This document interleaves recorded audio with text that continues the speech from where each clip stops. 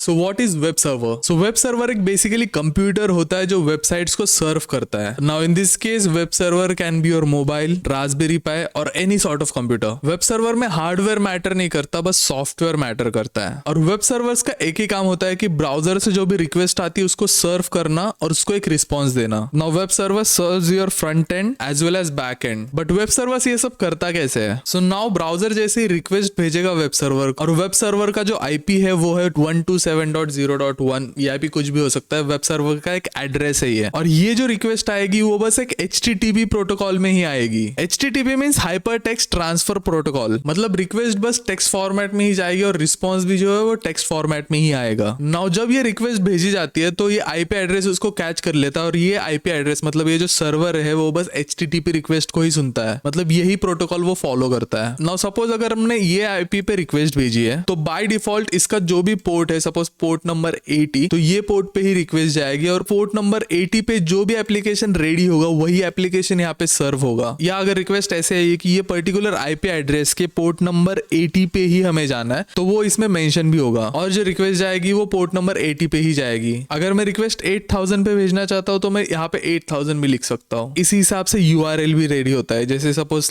/orders, तो ये particular orders page serve होगा. So briefly that's how server works. So that's it. Thanks for watching and follow 365 Coding Days.